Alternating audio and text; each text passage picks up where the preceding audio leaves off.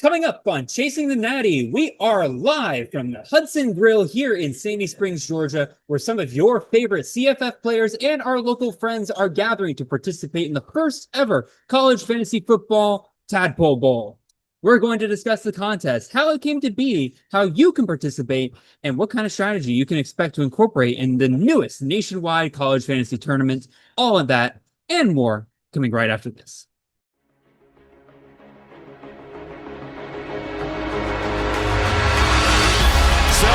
Picks his way to the right and is tripped up, reaching for the end zone. Touchdown. What a start. Give it to Reed, and there he goes. Nobody's going to catch him. It's touchdown. It's caught. Jeremiah Smith. Touchdown, Ohio State. The legend grows. This is Chasing the Natty, a college fantasy football podcast.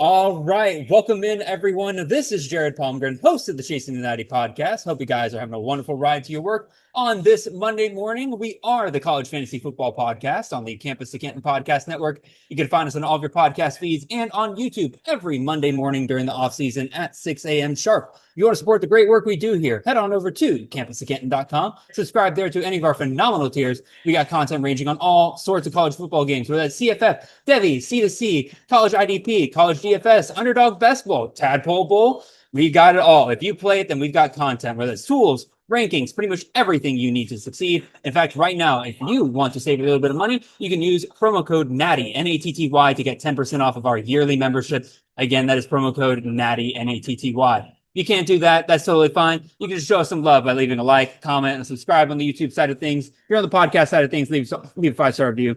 Make sure you're following the show. Not only does that show us support, but also shows the entire game of college fantasy football in general a ton of support. If you got any questions, make sure you reach out to me. I am at CFF_Jared on Twitter. You can contact the show at Chasing the Natty, and the very handsome fella joining me today. I say every guest I have on is a very handsome fellow, but this man might take the cake, and that is Mr. Eric Froton at CF Proton on Twitter, X, whatever you want to call it. He is joining us here today because, Eric, you organized this entire Tadpole Bowl stuff. So, Eric, I guess I'll throw the mic over to you, man. How are you doing? And talk to us about how this all came to be, man. Well, thank you. I'm used to holding the wiffle ball bat as opposed to the microphone, so I'm going to put down the wiffle ball bat for a moment. Thank you. Just a moment. Far less threatening. Because we will have some wiffle ball home run derby going at some point and karaoke. Thank you. So I'll try to make sure I get that out there too. But Jared, thank you for having me on. Thank you for being here.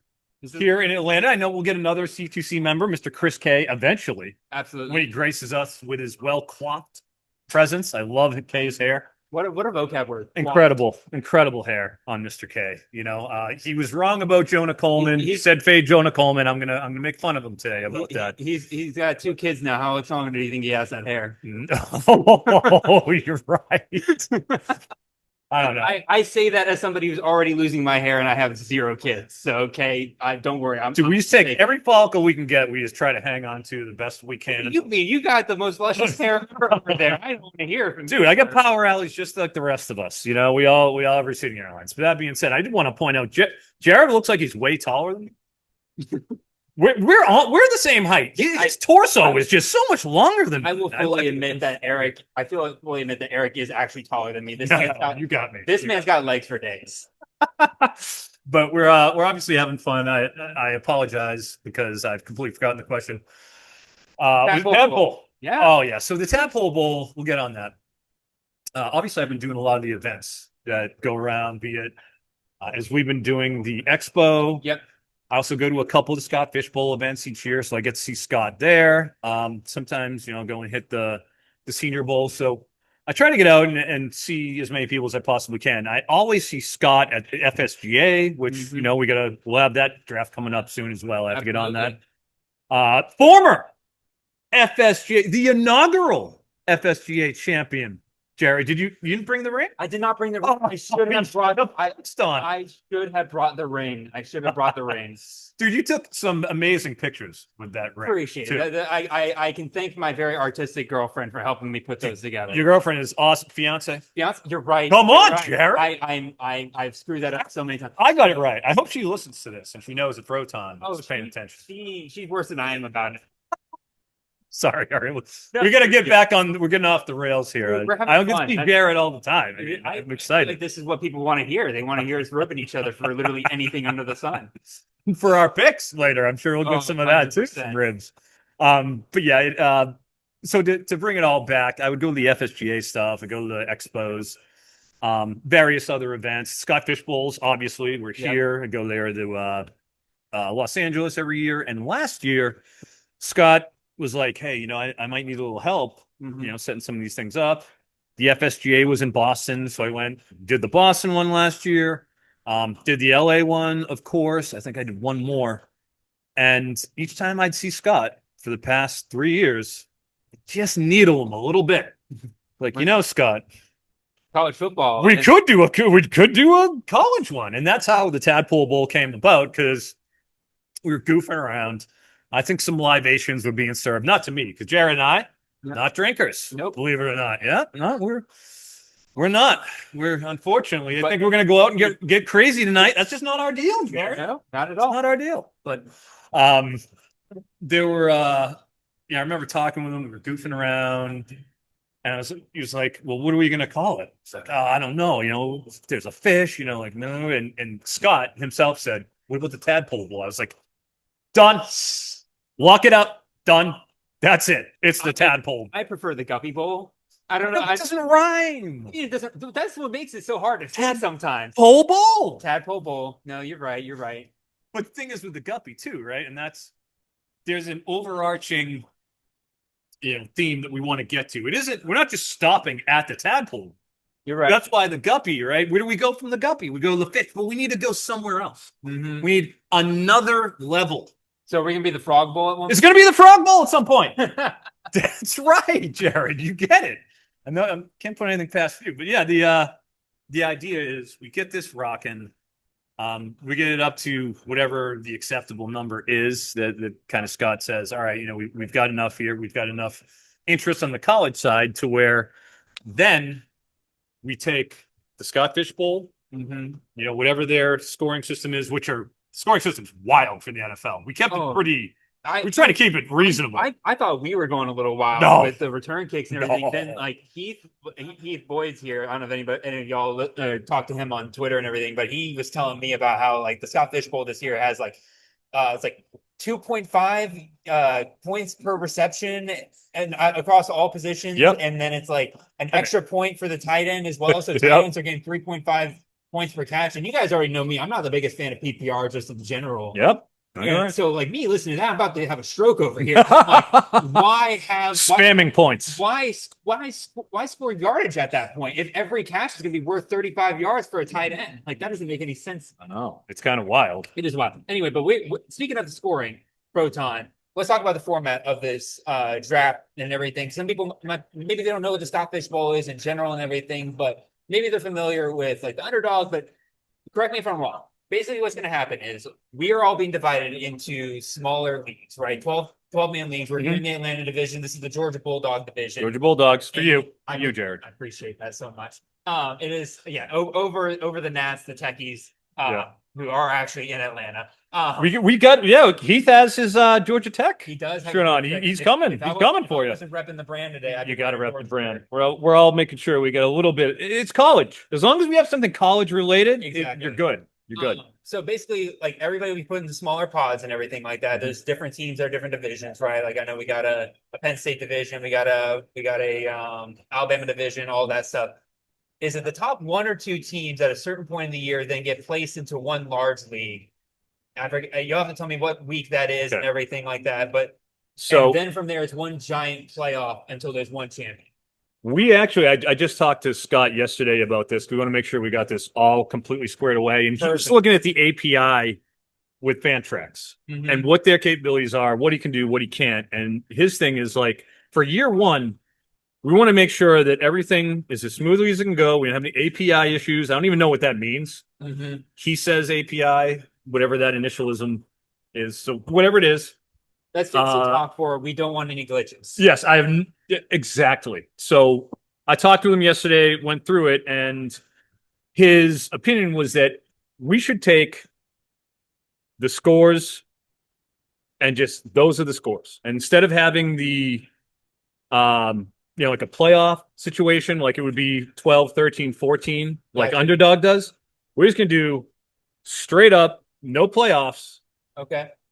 Scoring whoever has the most points. Okay. So the thing is, we won't be pooling into any other leagues. Gotcha. Because you're still playing against that league, still in that league, still in that realm, playing against those guys, accumulating stats. Okay.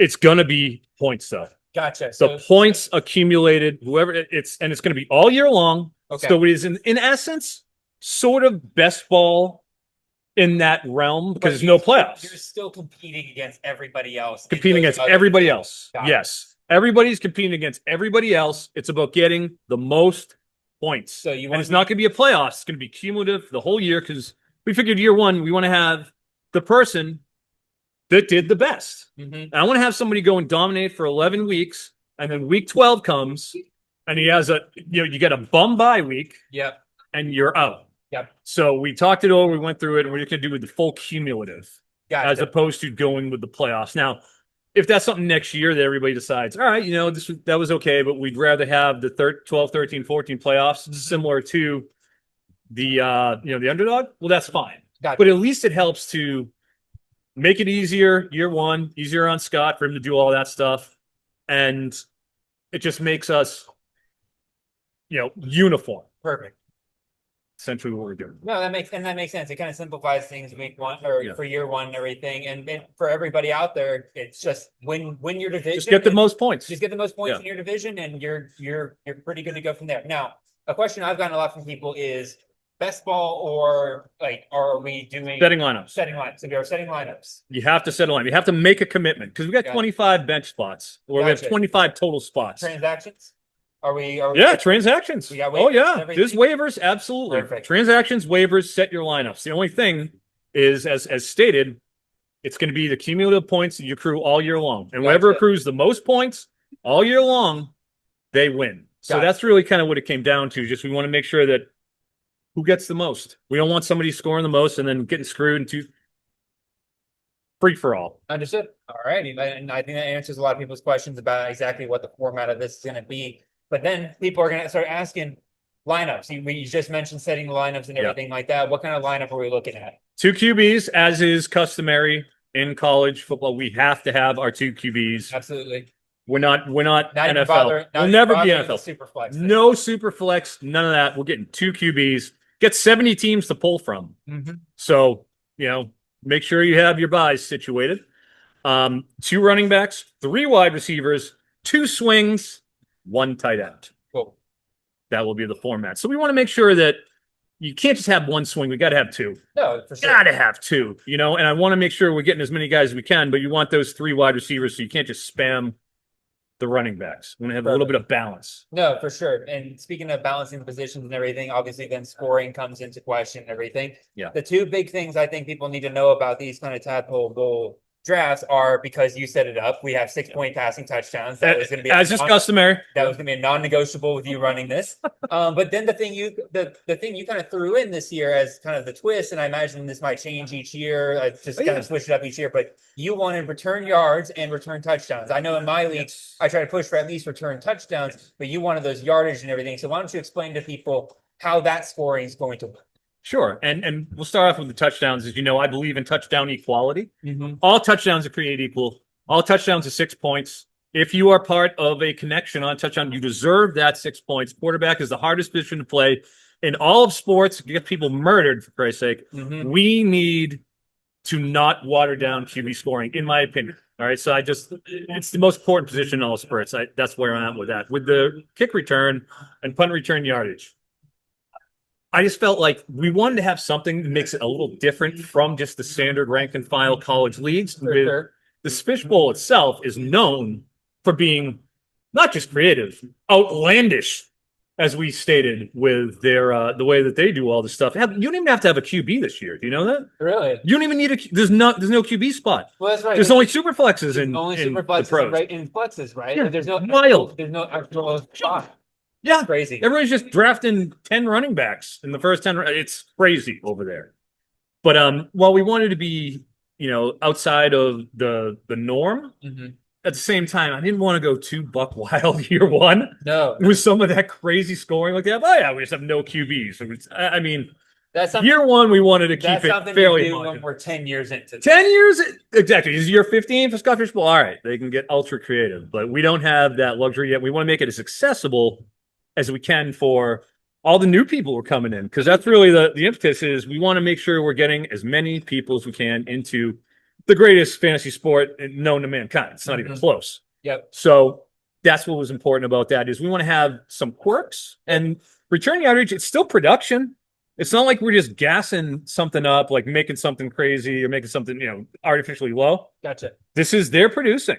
They're getting these yards. So we are considering that passing yardage. Essentially, it's how they will be considered. So if you think of it, just the return yards are half of rushing yards. Yeah. Half of receiving yards. Yeah, that's it. They return a ball 20 yards. That's it. Yep, that's it. Yep. 20 yards is a point. So that's why you look at guys like Mekhi Lemon. We had talked about a little bit. We talked about the LSU combo. What's going to happen with them between that was going to be Xavion and Varian? In a little bit, like some of these guys that'll I actually have a full list of guys that we can run through here a little bit, but we can get to that in a second because there's one more thing I did want to ask you about with regard to this, and it's not a question on the sheet, so I apologize here for this, Proton, but there are two things. One, I think people do need to know that when you sign up for this league, which by the way, you can do so by going to scottfishbowl.com/college, right? Their signups are still available if I'm correct. Absolutely. Those slow drafts. We aren't doing them until I believe it's July 19th, July 14th. Yeah. July 14th. So you have plenty of time. You got 2 weeks to sign up and everything, pick a division, everything. I know that you guys are sort of consolidating some of those divisions down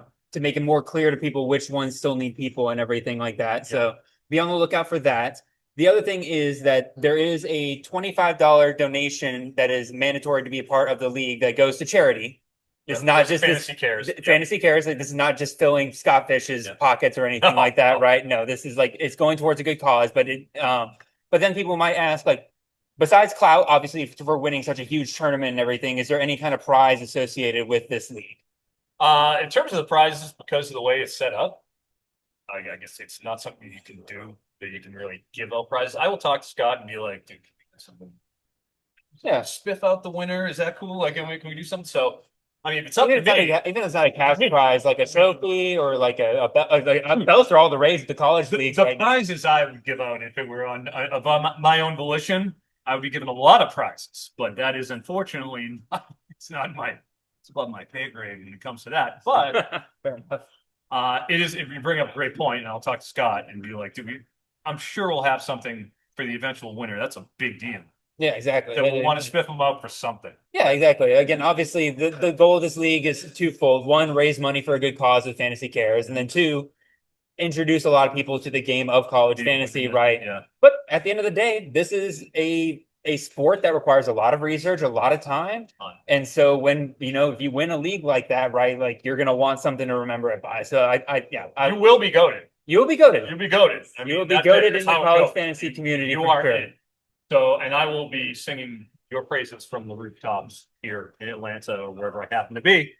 So, alrighty, before we kind of finish up here, Proton and everything, and this will be a little bit shorter of an episode for CTN this week. I will try to get some of the guys who are drafting here after we're done drafting to kind of get their thoughts. A mix of guys that you guys know and love, but also some new people that you maybe not have heard from before. But let's talk a little strategy here, Proton. Yep. This is a college fantasy podcast, so might as well get there.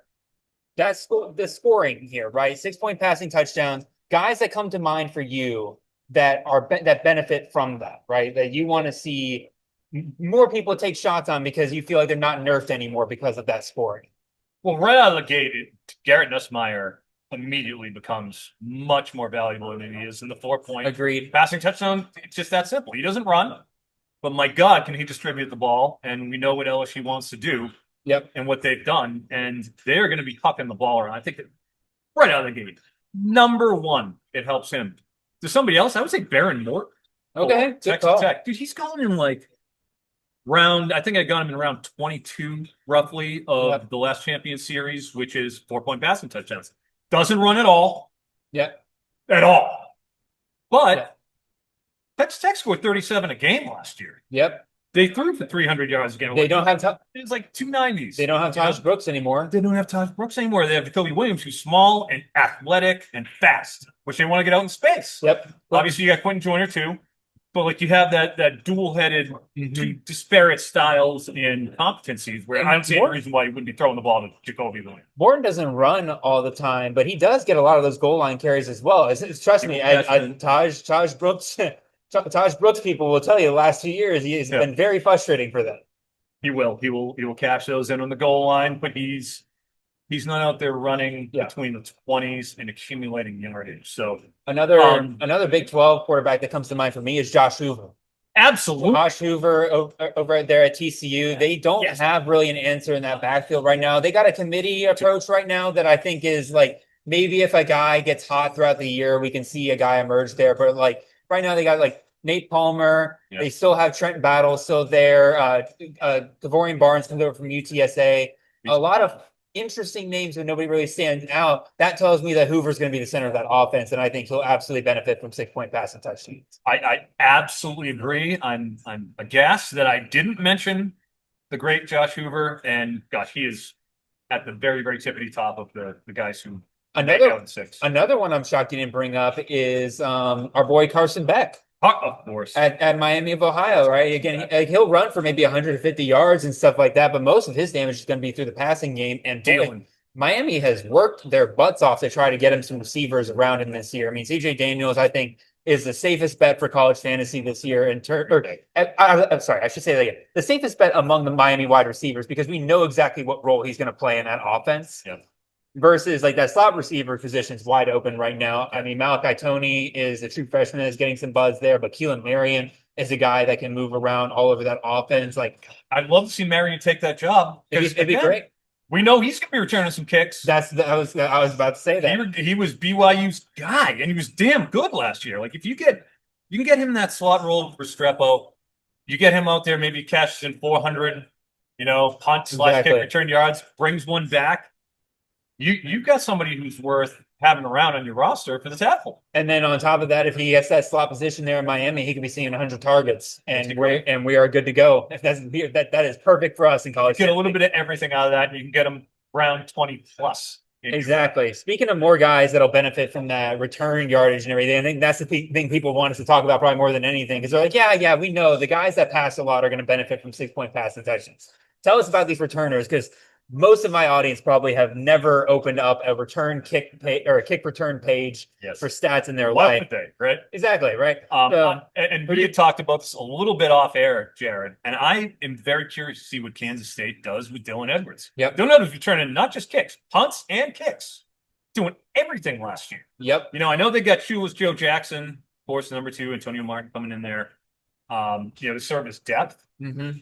But man, Edwards is returning kicks, and he's getting the number 1 bulk like we saw Giddens get last year. Oh yeah, he could be the RB1. Yeah, and obviously 100%. Desmond Reed has been doing. It's been that Reed and Taylor combo. Yep, sort of oscillating over the in the offseason. Man, throwing those kick return yards and gives them a bump. Some other big guys that go near the top of drafts that are running backs and return kicks as well. Damon Claiborne for Wake Forest. Again, we'll see if that changes with the new staff. Isaac Brown for Louisville. Again, now that he's the main guy, do they, again, similar to Dylan Edwards, do they give him that role or do they hand that off to a guy like Duke Watson, right? Who's the backup. He's got himself some. He will be drafted in every single Tadpole Bowl game. 100%. Go 8 yards a carry. I don't care if he's RB2. Come on in. Exactly. You're gonna take that upside. And then you mentioned Nick Singleton already. Some deeper guys though that I think will benefit.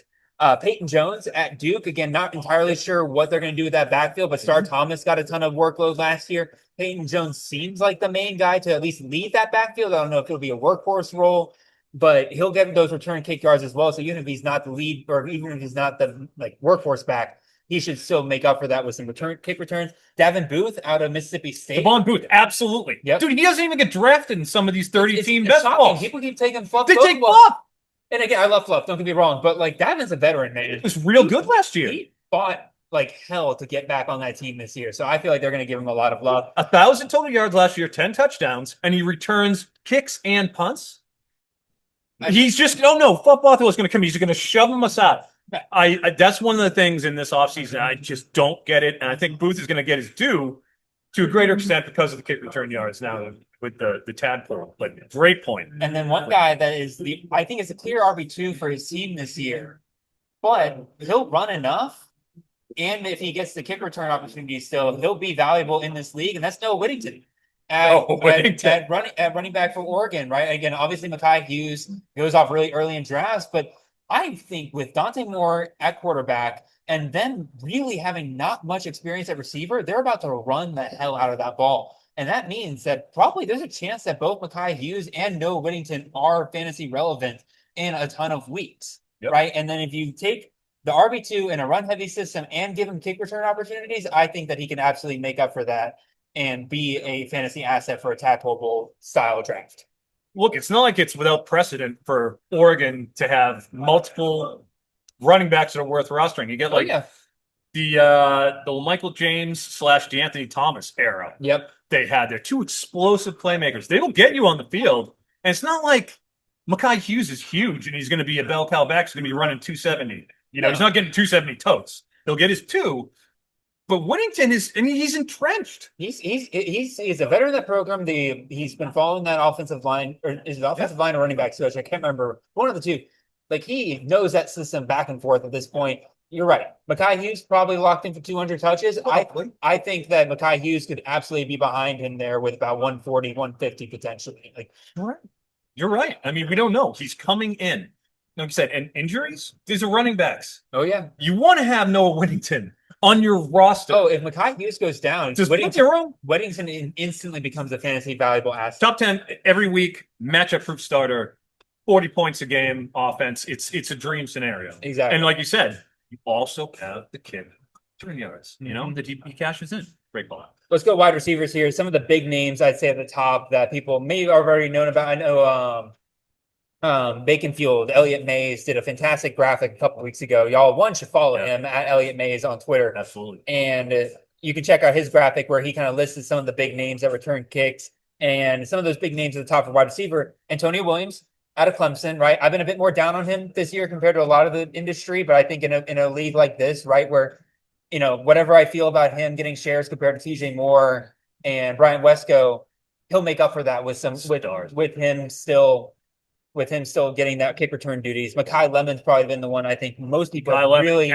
keyed in on. Boy, love Mekhi Lemon. I'm a SoCal guy, as you know, so I've been all over Mekhi Lemon, and he will be a weapon. And there's no Zachariah Branch there either. Like, he's gone. Everybody trying to catch it, he's gone. It's all him. We'll see. Absolutely. They'll throw somebody else. Maybe David Jordan gets some. But another speedster, right? But again, Lemon will still be that main return guy. Definitely. Some guys in that next tier, Kevin Coleman out of Mizzou. I think that it's an interesting one to watch because he returned kicks from Mississippi State last year. Mm-hmm. But Marquise Johnson, their other top wide receiver, returned kicks from Mizzou last year. So do they split work? Does Marquise Johnson still hold on to that role? Do they give it to Kevin Coleman? I have a feeling whichever one ends up being the wide receiver one doesn't end up returning kicks, which then makes it to where the wide receiver two is still going to be valuable for a league like this, right? Because then they're going to get that bonus from those kick returns. Well, Theo Weiss did just fine last year. Yep. In terms of we're looking for Tadpole and, deep league stuff. You're going to get some starts out of Theo Weiss last year. I think he was around 808. Nice. Why there can definitely be two wide receivers here that can get some kind of relevance in action. The only question is, what do we get out of Bo Pribula, right, in terms of that passing game? And we know he can run, but we don't know if we can throw the ball. We'll see. Another guy that's interesting to me because I'm a Chris Bell fan, but Colin Lacey returns kicks for Louisville, right? And, there's the possibility that Lacey could be that wide receiver one for Louisville, breaking that trend of it being an outside wide receiver. But similar to a lot of the other teams we just talked about, right? If Bell is the number one guy, this provides Lacey still to have that path to being relevant in this league. I'm more willing to take Lacey in this league than any other league this year. I have no problem with that at all. And like you said, gosh, we've seen Bell and Lacey very close in terms of where they're getting taken. Oh, for sure. See some, maybe you see a little bit of a premium on Bell, but within a couple rounds, seeing Lacey go. So there's very much a lot of conjecture in the fantasy community in terms of who is that alpha. And like I said, when you're throwing on the return yards, it gives him that edge. So I'll throw out a couple more mid-tier guys here. Josh Cameron, Quayshawn Brown, Kenny Johnson, all guys returning, all returning to their teams this year, should be getting kick return duties again. I would be surprised if any of those guys did not get their kick return duties again. They get a bump in this kind of league. Some deeper guys, though. Xavier Thomas and Barian Brown, the duo at LSU. How are you handling that situation? Because that's two, in my opinion, two of the elite kick return guys in the country playing on the same team. Last year, from the heavens, I shouted Xavier Thomas's name. I think if he gets a shot, he has real explosive potential. And it shows that in space. I wish they get him some manufactured touches on it, but there's so many wide receivers there, too. It's hard to know. I feel a little better about Barry and Brown because Thomas hasn't gotten the opportunity. He's there for 2 years. I mean, he was there last year coming up from Mississippi State, but I don't know if he gets it. We got Aaron Anderson there in the slot. Yep. Brown is more of an outside receiver, I would think, than I would look at Xavier Thomas being. So all those things fired up. I do prefer Hilton the most. Yep. Out of those wide receivers, but I'm leaning Barry. Yeah, I would agree. Probably Barian's at least if you're looking for these kick return yards. I don't think they bring in a guy like Barian without putting him back there. Again, he was already at Kentucky, one of the elite kick returners in the country. I think that this could be a possibility like some of these other guys, right? Where they put Barian back there so they can play Thomas more in a traditional receiver role potentially. I don't know. Yeah, I agree. A couple of the guys that you mentioned there too. Josh Cameron, man. Josh Cameron, Baylor, they're coming up. Yeah, they are. They're going to be much better this season than they were last year. Even with the they figured out a lot of stuff last year. They really did. And Sawyer Robertson coming back. Josh Cameron is the one. Mm-hmm. If you got the one in that offense, they're going to be scoring 35 a game. Yep. Only 19 programs last year scored 35 points a game out of the 136. There were 19. And they will be there. You want to be shopping somewhere where you're getting potent offense production. Absolutely. And that's how I feel about him. So I think, like, in terms of Cameron, Josh Cameron is being underrated, in my opinion, as a wide receiver, especially in this format. He does it all.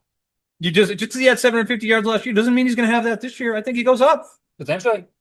So that's a great call. Also, man, Kenny Johnson hasn't been getting much love. And who's left? You're gonna make John Lobb's heart jump out of his chest right now. He was praising Kenny on the live show this past week and everything. I think Kenny is absolutely underrated. Absolutely. He's pretty high in my rankings right now. He'll get his quarterback back this year with Eli Holstein. Ace Holstein. Yep. So I like that call as well. I'm right there with you. It's good to hear that you guys are on that because, dude, the Champion Series, he wasn't going until round 25. Jeez. Up until, I want to say, like 2 drafts ago, where I just been taking them. Been taking them because it's basically free. Yeah.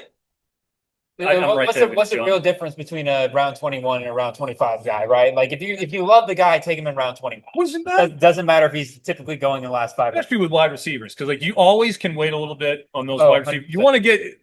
I would be wanting to look at the running backs earlier. Yeah. Because that could make a difference. 25 doesn't make a difference wide receivers. Running backs, it does. I don't know if you listened to the last 2 episodes, Proton, but I did. I listened to the wide receiver one. I would say we did the last 5 round wide receiver. We did the last 5 round running back one, and I fully admitted on the show that I'm like, I feel way more comfortable talking about these wide receivers than these running backs. Oh boy, yeah. Let me tell you, you have to. Like you said, you got to get those. You got to get them earlier, and then you can wait on your last 3 wideouts in your last 5 rounds. If you're waiting on running back, you're taking a lot of risk because you're betting on people at the top being wrong about who's the RB1, which is, not totally unfair. Like we've seen in college fantasy plenty of times, right? But yeah, a couple of deeper guys to throw out here for return yardage that'll probably again go last 5 rounds of this upcoming draft. Zachariah Branch at Georgia there now. We've seen the inside receiving option. I say that because Brock Bowers played that role for a couple of years, and then Don Lovett led them in targets last year. And you had Ladd the year before. Well, Ladd was Z. He played outside. I thought he flexed in and out. Oh, he probably there's a little bit of that's what the Z typically does. He did everything. Exactly. Do whatever he wanted. Obviously, he's good enough. He's now leading the charges of the NFL. But Branch will be the starting slot for Georgia this year. He's going to be their kick returner and everything. Yeah. Normally, I think people would be like, I don't want anything to do with the Georgia receiver, and I totally understand that. But with this kick return bonus here, we know that he is absolutely electric in that return game sometimes. So I think he could be somebody we see go off in this draft. And you mentioned Georgia. You're like, oh, it's Georgia receivers. Nobody likes him. They're still going to throw for 270 a game. Yeah. It's Mike Bobo. Yeah. We're throwing for 270. Mm-hmm. That's happening. I don't care if it's Gunnar Stockton. I don't care if it's Carson Beck. I don't care if it's Ryan Puglisi. It's going to be 270 yards. It's just a matter of how it's distributed. Yeah. Like Bowers, McConkey. Those guys are absolutely dead legit. Yep. I can't believe you're not going to have anybody who's out there. No, again, they're gonna play different roles and stuff like that. I think Branch will lead in targets. I think Young will lead in touchdowns. Again, there's been a lot of talk about him. He's just been unstoppable. So he's gonna. You think he will be the preferred outside option over Thomas, who just came in? I would say so. There's been a lot of talk about Kobe Young this offseason. Again, this is not me. And it was the injuries last year too. Oh yeah. I would love to see a year where Georgia's number one wide receiver doesn't get freaking hurt. It was Pickens in 21. Sure. It was AD in 22. It was Ladd in 23. Yeah. And then last year was just a mess of the receiver position because none of them could catch the ball anyway. Georgia led the nation in drops last year. Do you believe that? How does a program like Georgia lead the nation in drops? Well, that's our boy Carson Beck getting ready to sling it exactly in Miami, and they're not afraid to. Two really deep guys here that I'm not even sure come off in this draft. Again, we're going 25 rounds for this, but Tabor Townsend, an Ethan Sowers favorite, but he'll get a bonus here. He returned kicks for UCF during his limited time with them last year. I think he'll return kicks for Iowa State, and I think that'll be a bonus. And then a forgotten favorite of the CFF Dynasty world, Trek Kekahuna. Trek getting his start for Wisconsin this year, and obviously Phil Longo's gone, so not quite as sexy as of a starting position as we once thought. But if you look at Jeff Grimes the last couple of years, when he has a lead receiver, it's usually the slot guy there. He'll return kicks as well. I think that's a fun late round name to go for. And it's funny you should mention that about Trek, because I was looking at Wisconsin as well. I've just been doing a little work on that. And Vinny Anthony did a lot of return work too. Exactly. Yeah, good call. So it's like, it seems like those two, it's them. Yeah. It's Tritch and it's Vinny Anthony that both of them get, it sort of split it. Yep. Which is nice because we want to at least make sure that our guys are getting it. But I mean, Vinny Anthony was the number one last year. He had better numbers than Tritch. That's my only concern there is like, I lean Vinny Anthony.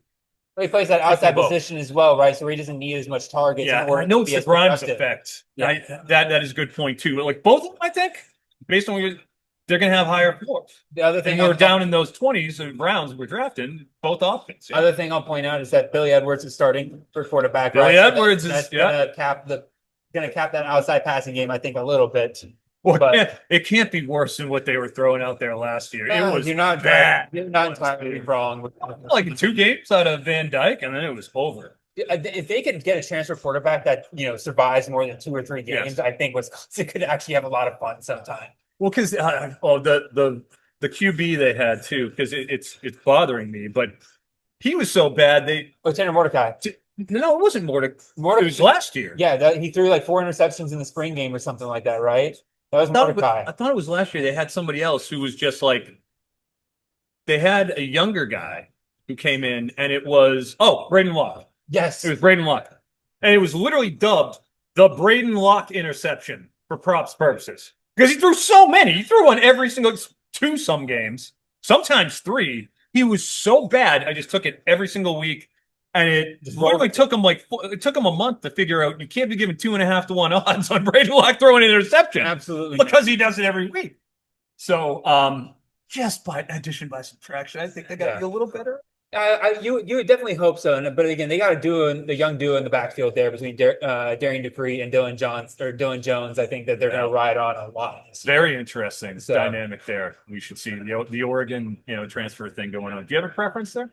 I'm leaning towards Jones right now. I am too. Which is crazy because, again, normally if you look at the stats from last year, Dupree was clearly that number 2 guy, but he gets hurt in the spring, and it sounds like Jones just taking it and running with it. And from what it sounds like, again, it's almost like a role-based kind of show, right? Where Tolly Walker opens up that like number 1 bruising guy, Jones fits that better than what Dupree did. Yeah. Right. So it's not one of those scenarios where, Dupree just then slides into there. Dupree doesn't fit that role. So they're going to take the next best guy and put him there. And it sounds like that's what Jones is doing. And he's been there for a year, obviously. Freshman came up, Added on some weight. Apparently that was a really big thing for them for freshman year. A Gavin Sawchuk effect. Gavin Sawchuk effect. Well, I mean, that's what happened with Gavin Sawchuk. Yeah. We didn't see him much freshman year. And then second year, they ride him a lot more because he finally put on the weight that they needed him to. Goes in Frank's 700-yard games in his last 8, and he's a complete non-factor. He's nothing. You'll have to tell me that story one day. I don't know what happened there. Before we finish up here, Proton, again, you obviously have you're not participating in today's draft, but you will participate in a draft for this at one point. Who is one player that you will not leave that draft without for this format? For this format, one player I will not leave the draft without. There's a guy I like, and I know he's not at the top of the depth chart. He's not that exciting. But I have a running back that I think he should be the lead guy. And he's not sexy. Nobody cares about him. I haven't seen anybody taking him, but I'm telling you, Darrell Robinson was awesome last year in Connecticut. I mean, watching Darrell Robinson, I'm sitting there saying, how is this guy not going to take that Auburn lead running back role? I wasn't impressed with Alston. No. Murray Alston at all. You still got to wait on Cobb. Man, I want Darrell Robinson. I want Darrell Robinson to take that role. And I think Auburn's going to come up this year. I think it'll be a lot better. They gave up so many third and longs left.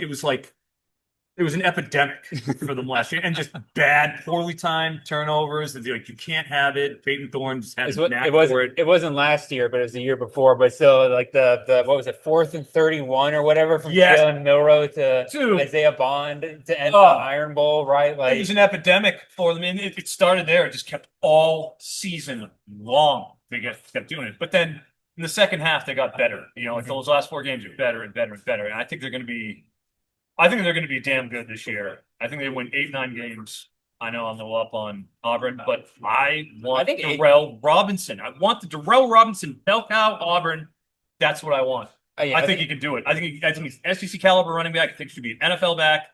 I like him more than I can't believe how much I liked him when I watched him. That is a flag plant if I've ever heard of it. It is a true flag. It could stink. A lot of people will be like, oh yeah, this is my guy. I'm like, well, a lot of people are on it, but you're the first person I've seen really go to bat for Darrell Robinson. I watch my guys. I watch tape. I look at who do I have to do it. Yeah.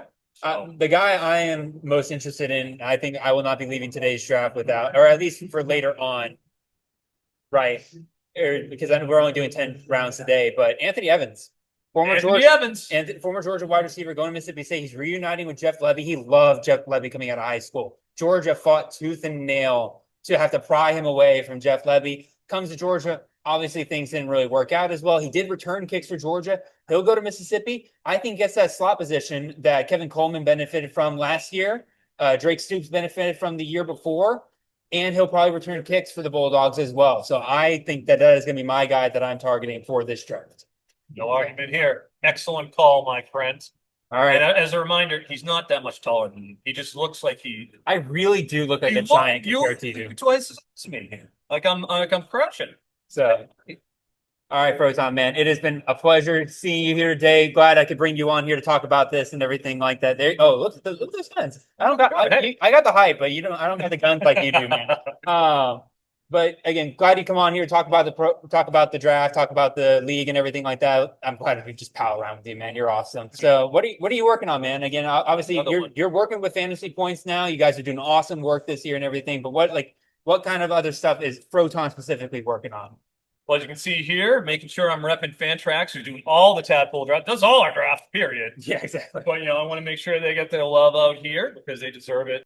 Bless those Canadians. Absolutely. Up there at Fantrax. Lee, Jordan Daniel, buddy Jake, all good dudes. And obviously we appreciate what they do. So, yeah, I'm repping Fantrax. Obviously, we'll be doing plenty of Big Ten sort of preview type stuff for NBC. We're very excited with the season coming up. We're going to get to a few of those games, obviously. Absolutely. And just putting out some stuff for Fantrax. I'll have the tight ends, the wide receivers, the running backs, and the QB articles coming out this month. I'm gonna put one out a week, and we're excited. So, just trying to make sure we bring up college fantasy. We all love it. Absolutely. And thank you all for participating. All right, Proton, you're awesome, man. Again, we're not finished here quite yet, y'all. Again, after the draft is finished here, I'm going to try to record a couple of quick interviews with some of the people that were here, get their thoughts, a mix of both CFF professionals and some people that are here to hang out and to draft with us. So look forward to that after this. I'll give my spiel at the end of all that. Proton, you're awesome, man. Appreciate it. Thank you, brother. All right, guys, we are here after the Atlanta Live Tadpole Bowl draft. And like I told you guys, I was going to get some of the guys that drafted with us today and kind of get their thoughts, a good mix of those who have been in college fantasy for a long time, as well as just some fans who are joining us and everything. So here I got myself my new friend, Matt Brooks. Matt, so real quick, have you played college fantasy before? How many years have you been playing? Do you have? What kind of deal you got? I have. I've been playing for about 3 or 4 years. I do a lot of the DFS, so a lot of like FanDuel and stuff. I do a couple leagues here and there as far as like fan trap. Very about nice. 3 or 4 years. So obviously we got different rules for this draft and everything like that. How did you feel about your team, and how did you feel about the draft in general? I think it was fun, just like because a lot of us who haven't met before, we still knew like players y'all liked just through like listening to podcasts and stuff. So it's funny to me like hearing people be like, I bet I know who's going to take here and stuff like that. So, but I think I did good on my draft. My favorite picks were I got DeCorian Moore real late, which I loved, and I liked Mike Matthews and Javion Thomas were 2 of my later ones that I was making sure I got in the draft. Yeah, I gave you a lot of credit for that. I liked your Julian Stain pick there in the 9th round was really solid. I was thinking about taking him there where I took Carson Beck instead. You took DeCorian Moore. Again, you got yourself a really, really solid team here and everything. What would you say if you could do something different next time? What would you do? I do like that I got 3 quarterbacks, but I probably would have waited a little bit later with some like my 2 and 3 as far as quarterbacks and got a little more depth at running back. Because running back, it felt like it was like a wasteland for a while, and you're just like throwing darts. It feels like a wasteland, and we were in like round 10 yes. already. It's insane how fast running back dries up in a Power 4 league. And we've seen in like Underdog before that you're looking at quarterbacks flying off the board and stuff like that in like Power 4 leagues before. But this year, just such a deep year that you're pretty good to go. So, all right, man. Well, appreciate you hopping on and everything. Appreciate it. So, glad to meet you finally. Go Dogs. Good luck with the rest of the year, man. Yeah, go Dogs. Absolutely. Appreciate it. All right, guys, got our next guest here. This is Austin Woods. You guys might have seen him around the CFF community before as A Wood Sport. I had a Georgia fan on just a second ago, so of course I had to balance it out with the Gator fan have here. a rival on now. So, Austin, I'll ask you the same questions I asked Matt just a second ago. What do you think of the draft, and how do you think you did? Yeah, it was really cool. I was telling my wife I watch you like all the time, so my wife knows Jared more than like some other artists that I listen to. So love all the content that Jared brings and Chase the Natty, and it's cool just meeting Froton, Chris K, all the guys I listen to all the time. So it's kind of surreal. I just listen to you all the time, so it's cool to meet you guys. Oh yeah. But the draft was fun. A lot of really good drafters here. To be honest, I thought there was going to be some new people that wouldn't really quite know what to do, but I feel like everyone kind of knew what they were doing, and it was kind of a tough draft. No, definitely one of the tougher drafts, I would say. Again, just invited a lot of guys here in the CFF community. We'll get to those guys here in a second, obviously. But what would you say? Let me take a look at your draft here real quick. What would you say was your favorite pick of your draft, or a couple of picks? It doesn't really matter to me. Let's scroll up there a little bit. I liked getting Ty Simpson in the 9th. Great pick, in my opinion. That one felt good. Let's see. I like your Jack Endries pick there at the end of the initial tight end run in the 6th round there. I thought you did a pretty good job with that. Yeah, he was the tight end 6 off the board, so I'll take Endries at the 6th tight end overall. I thought that was pretty good too. Jeremy Bernard in the 10th. I like that stack there. Shout out DJ Lagway. I'm trying to get his ADP up, man. He's healthy, guys. He's good. He's got the talent. It's funny. I think it's the first draft we did with the way too early. Somebody took DJ Lagway like 1st round, and I was so ready to just be like, all right, I'm about to just take this man down several pegs. But he quickly dropped an ADP all by himself. So not there. But no, they're in the 11th round in a league where you could wait on quarterback. I think you did a great job. You got Levitt, Simpson, Lagway there. Good mix of upside and safe guys there. So well done there. Thank you. So if you could do something different next time, what would you do? In the first round, drafting the 6th spot was really tough. A lot of the running backs there just seemed the same to me, like Bryson Washington, Isaac Brown. I went with Hankerson. Yeah.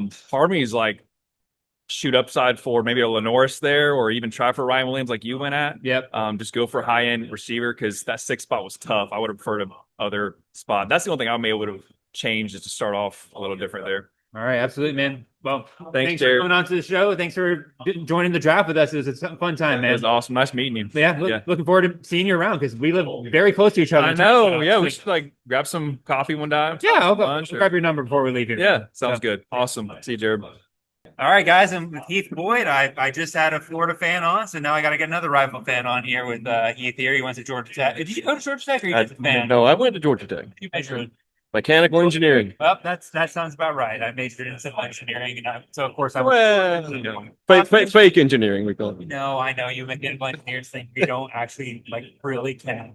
I kind of get it, but anyway, Heath. Yeah, I'll ask you the same questions I asked the other guys here and everything.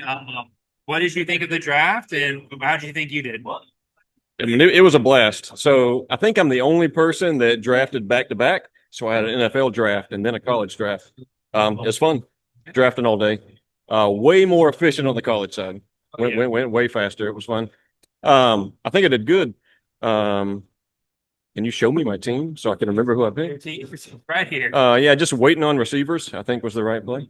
Yeah, nice to meet you, man. I think that was the play. Filling out the quarterback room was also the right play, and going running back early. So I think it was a good strategy, and I feel good. You and I basically ended up doing a similar Pretty similar. Yep. similar thing because I think we both realized at some point that we were both had only one quarterback, and then we only had 2 receivers each. Yeah, when I Big still game only have 3. draft. So And yeah, and you wait a little longer, but you got some late receivers I really like here in a full PPR draft, like Trent Walker, Boyd Yep. Eakin. Eakin was a fantastic pick. I'll give you a lot of credit on that one. Meanwhile, I had to wait until the 13th round to grab my 3rd starting wide receiver. And I'm not so sure I love that quite yet. I'm actually on the top. Let me go ahead and make a pick. That's too funny. You know what? I can see your cue here. I can get some information. I said in the pre-show that I was not walking out of this draft without Anthony Evans at this stage, so I'll just go ahead and grab him. Yeah. But Good play. even still. So yeah. What would you do differently next time if you could do something differently next time? I would probably take more running backs early, I think. And I think I took Chase Sowell in the 3rd. I would probably do another running back there and just continue waiting for wide receivers. A guy like Jordan, Raymond, Yeah. yeah, any of those guys. All those guys in that range I would do instead of that and just continue waiting for receivers the way the board fell. Yeah, no, for sure. Running back. Like I was telling, can't remember if I said it to Matt or to Austin, but I told him like even by round 10 in this draft, like running back felt like a wasteland dang quickly. It dries up. Like I was taking double shots at running back in the 11th and 12th round. I took 2 Oklahoma State running backs. So I'm just like, I'll just take a shot there and drop one of them after a week. Yep. Or both of them. Turns out maybe neither one of them are good. Yeah. And part of the strategy here too, we get to make waiver picks. I don't think there's going to be many running backs available. No, for sure. But I think there will be receivers. So that kind of plays into it too, is that you take what you're confident in early and then fill in the gaps later. So. No, absolutely. Well, Heath, appreciate it, man. I'm Yep. glad to finally meet you. And Yep. see, I met you before, but Yeah, it I'm was last year. Yep. glad to see you again here and everything. This was a ton of fun. So Yep. see you next year, I guess. Okay. All right, guys, we have come to the end of this Tadpole Bowl special. Again, I hope you guys appreciated us being able to record some live reactions while we were there at the draft. Unfortunately, again, some of the people I wanted to get some interviews with at the end of the draft had to leave early, which is totally fine. But guys like Chris K, John McKechnie, a lot of guys were there that are really cool guys. So you absolutely should go follow them on Twitter and love to hear their thoughts on their own teams and stuff like that. But it's totally fine. Hope you appreciate what we were able to do. Again, the discussion Froton and I had was a ton of fun. I'm really always glad to be able to hang out with Froton whenever I get the chance. So that all being said, before I get too mushy-gushy over here, I will just say that we have come to the end of our show. Thank you all for listening. If you have not already, make sure you leave the like, comment, and subscribe if you're watching this on YouTube. If you're on the podcast side of things, make sure you follow the show. Leave a 5-star review wherever you can. Make sure you check out the rest of the Campus of Canton podcast network, where you can find shows ranging on pretty much anything you can think of related to college fantasy. We'll see you guys back here in 2 weeks, where we will be getting our critically acclaimed and beloved Crash Course series. Of course, we'll have the quarterbacks up first. A perfect series for all of you getting ready for your redraft leagues coming up. Until then, really appreciate all of you guys and hope you guys have a wonderful and blessed week. See y'all.